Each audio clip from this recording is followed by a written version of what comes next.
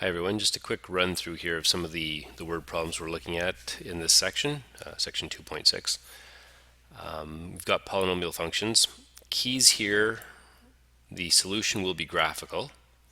And so essentially, if we can get an equation that looks something like this, some sort of a polynomial again, it could be cubic, could be quadratic, could be quartic, then we can plug it into one of our graphing calculators and basically come up with our solution that way.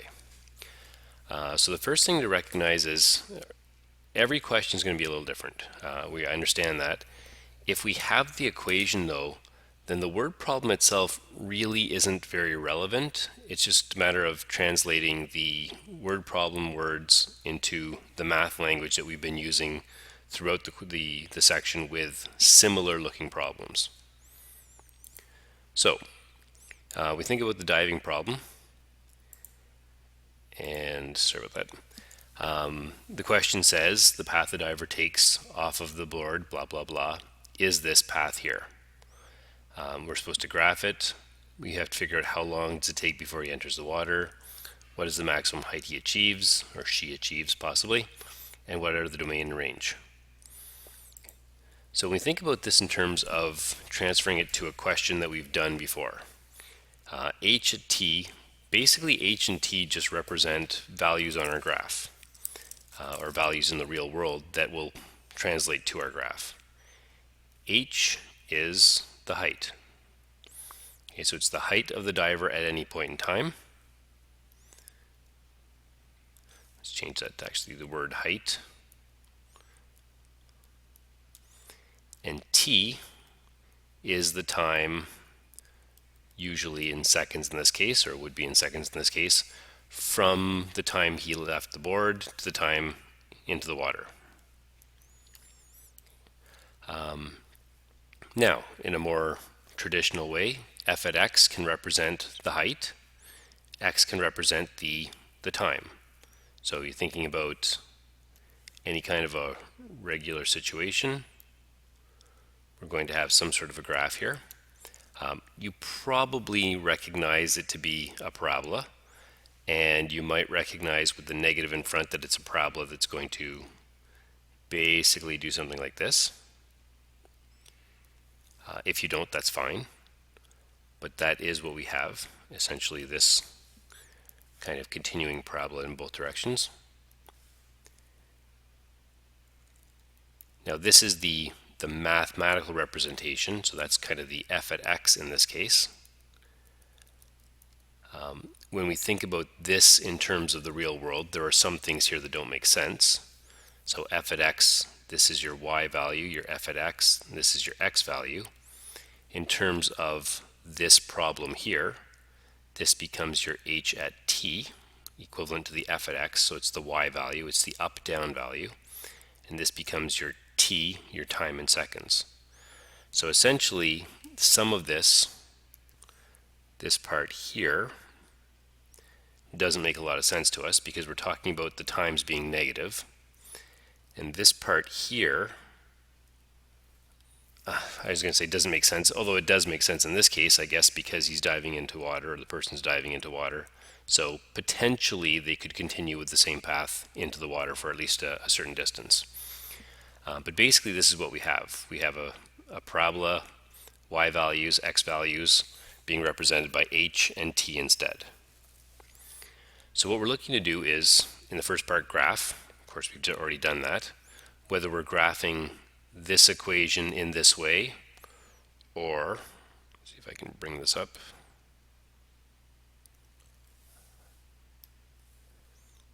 And just sort of using Desmos here. I'm going to zoom in on this a fair bit.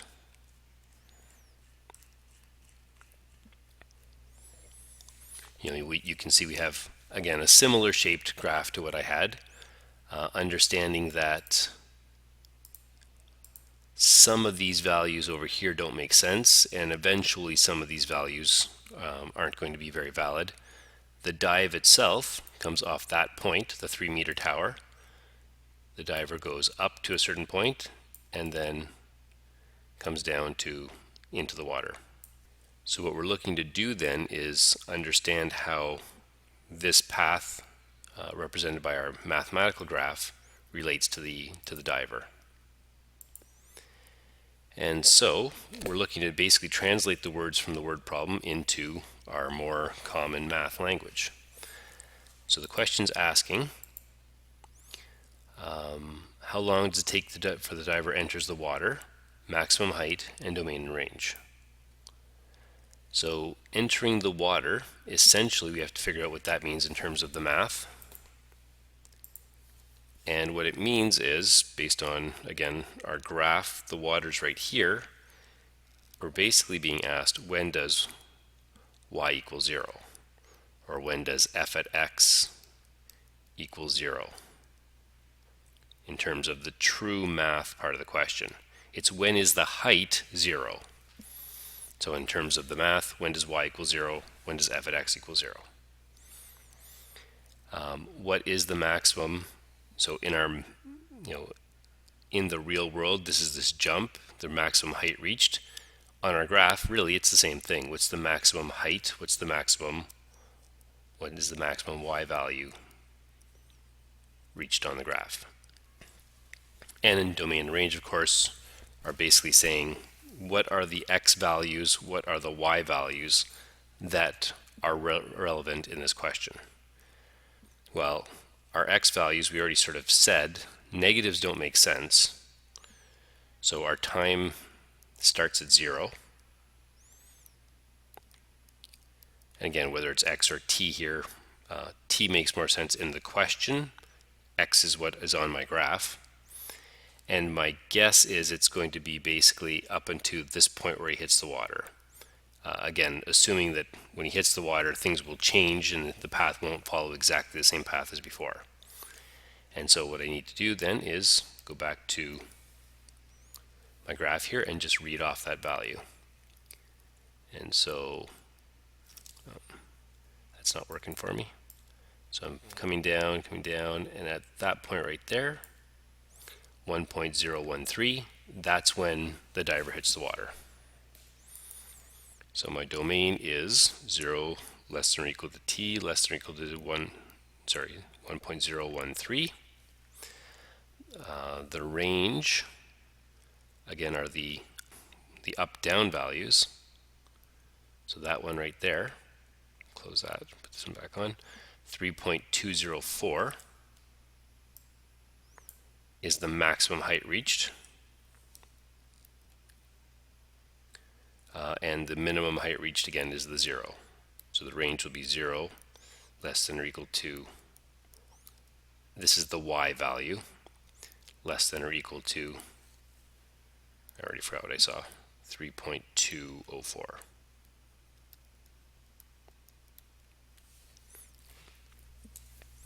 So again, once I have an equation, the rest of the problem doesn't really matter other than to figure out what is it actually asking me in terms of the math. When does it hit the ground, or the water in this case, is when is the y value 0? What is the maximum height? What is the maximum y value? What's the domain? What are the x values or the across values, the time values that make sense? And what is the range? Of course, what are the up and down values that make sense? Now, every question we said is going to be different. So looking at the prices right here, we've got 100 t-shirts, and the nice thing is here we've got a chart set up. So the key to this question, I think, is sort of thinking about the original part of the question. It tells me that 100 t-shirts earn me $5 profit each. And so if I want to know what my profit for the week is, I'm going to take those two numbers and straight up multiply them. So $500 per week. When I look at what it tells me is each week I'm going to add 10 t-shirts. So essentially I have 100, then I have 110, then I have 120, and so on. And I'm going to reduce my profit per t-shirt. In the first week I'm going to make $5 per t-shirt. In the second I'm going to make $4.75, and then $4.50, and so on and so forth. And I could extend this out and actually solve most of the problem this way. Really not what I want to do, but that is a possibility. So after how many weeks will the company start losing money? So essentially this becomes the key down here, the number of weeks. In 1 week I go up 10, in 2 weeks I go up 20, in 3 weeks I go up 30. And so the number of t-shirts is 100 plus a certain number of groups of 10. 1 10 or 2 10s or 3 10s or 4 10s. The price works the opposite way. It starts at 5 and we subtract a certain number of quarters. I lose a quarter or 25 cents each time. So that's kind of what they've done here. The key then, of course, is to recognize what that means as far as this goes. Well, since I multiplied the number of t-shirts by the profit per t-shirt initially, which I think most of us wouldn't have too much trouble understanding, my profit in general is going to be done the exact same way. This is my number of t-shirts on any given week. This is my profit per t-shirt on any given week. Multiplying those two things allows me to determine how much money I would make on that specific week. And eventually what's going to happen is the profit's going to get to the point where this is so low that I'm not making any money. This is so big that this becomes zero essentially. And so this now is my equation. It looks a little different than the last equation. Remember, this was a certain number of x squared plus that sort of expanded form and standard form. This is in factored form, but it's exactly the same thing. We're using technology because the technology can handle that. So here's my 100 plus 10x, 5 minus a quarter x. Now, the graph is too big for the scale that I have, but as I kind of zoom in, we can see it's coming up, and if I do make a little change here, pick some numbers that might make some sense.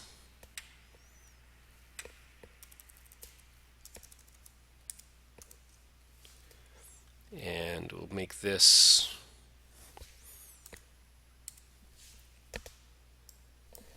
now, I don't know what the actual numbers are here, so I'm trying some values. Looks like 1,000's a little bit bigger than I need. I saw the top of the graph come into play around the 600 mark. And so here is my graph. I guess I can zoom it in a little bit more than that. But we can see this is my, this would be a sort of a point along the way. We're kind of moving on here.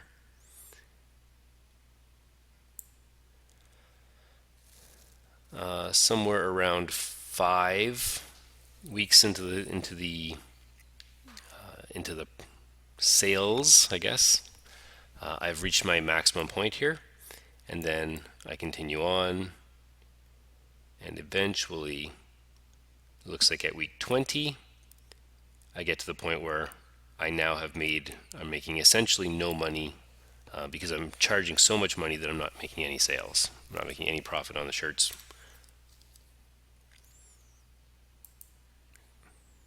So that's sort of this one. And again, after how many weeks will the company start losing money? Just looking at the graph, I could see that on week 20, I basically broke even. I make no money at all. And then after that, I start to lose money.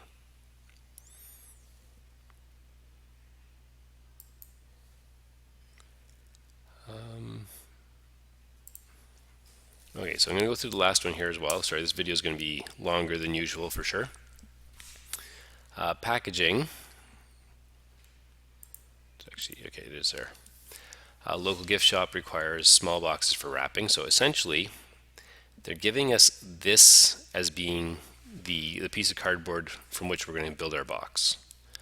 What you want to recognize is these squares on the end, sort of these darker spots here, are what are going to be cut off out of the cardboard, and then this piece is going to be folded up to build our box. Okay, so this is the bottom of the box here. This is the one wall. This is the other wall when we fold it up, and so on. and the box will be open topped at this point. They might use a similar piece to make a lid or something, but at this point what I see is this is going to be the wall, this is going to be the wall.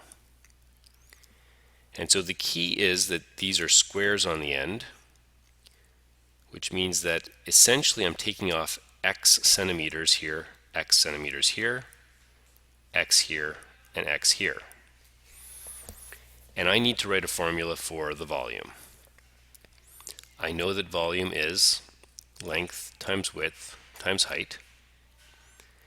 And so I need to represent the length, width, and height without knowing exactly how much is coming off either the length or the width.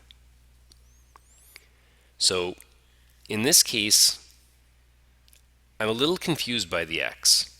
But what I can do is, and this is sort of another, again, another problem solving idea. In the same way as in the last question, I said, let's look at the original. Let's look at 10 times 5. I have this much money. I have actual numbers, 100 shirts, $5 per shirt. Multiply them. I can figure out my total profit. In this case, I'm just going to ask myself, what would I do if I knew these numbers? What if I knew that this was going to be 5 centimeters by 5 centimeters? Hopefully it's not, but if it is, that's fine too. So what if I knew that? Well, if I cut 5 centimeters off of this edge and 5 centimeters off of this edge, I would have 36 minus that first 5 minus that second 5. I would have a width here, or a length here, of 26 centimeters. Same thing this way. If I cut off 5 and 5, I would have 21 minus 5 minus 5, or 11. Now, the fact that I don't know what those numbers are, and I can't just use the number 5, means I'm going to do the exact same thing, but with a value of x. You always want to remember x is a number. It's a very specific number. I just don't know what that number is. It might be 5, it might be 3, it might be 2.5, but it is a number, so I can do exactly the same thing with it that I did with the 5. Which means my width here, or my length here, again, I keep calling them one and the other. This is what I'm considering my length, is 36 minus an x over here, minus another x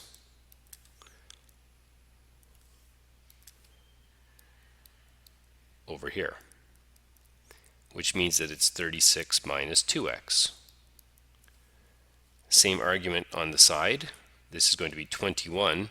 Take away the 1x, take away the other x, take away the 2 x's.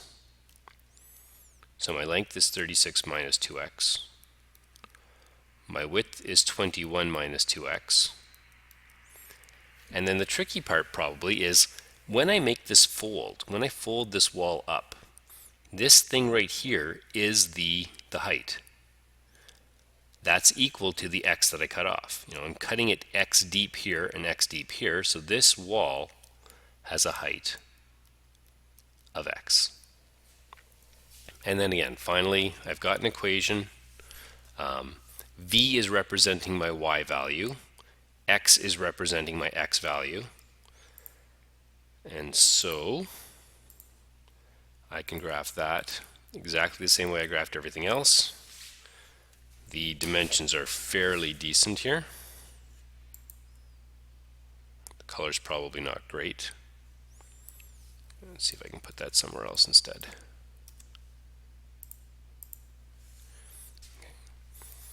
And now what we see is, I guess I should remember what the question was.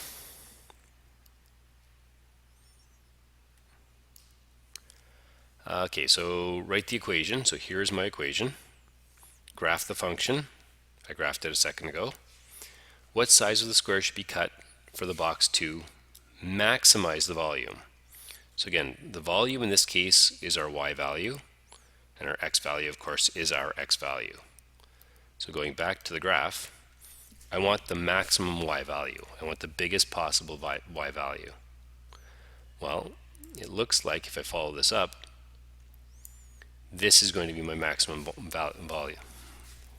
value for volume. And now sort of, as I continue out, you could sort of see, well, wait a minute, you might think over here, I get volumes that are bigger and bigger and bigger. What you want to recognize though, of course, is this point right here is 18. And so that's suggesting that, if I even get to this point here, I'm cutting 18 centimeters off of each side of my box. Okay, so going back to the original box here, I'm cutting this much off and this much off. Well, if I cut 18 off here and 18 off here, clearly, or if I try to, let's say, clearly that's impossible.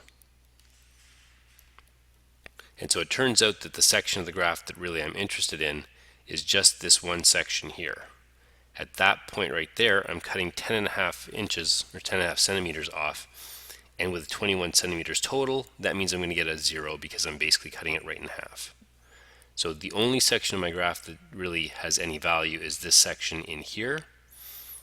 And the, again, 4.28 is the best amount to cut off to maximize my volume. My volume will be 1,461 cubic centimeters at that point. So I don't know how much it's going to help. The big thing is to recognize when you're doing a word problem, you want to turn it into something you can work with. In this case, this was just kind of a matter of doing the work. But in the previous two cases, the first case, I was given an equation. I had something to work with. All I had to do is picture it as the actual thing I'm working on. The person was going up and coming back down. My graph went up and came back down. So making that association between the diver and my XY axes.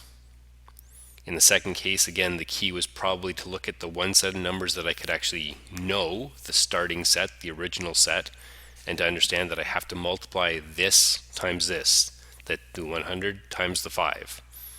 That means I will multiply the adjusted 100 by the adjusted 5. And then same thing here. If I looked at the original numbers and I said, well, I just sort of thought about what happens if it is the number 5, and I can figure out how I would work with the number 5. I work with the quote-unquote number x in the exact same way.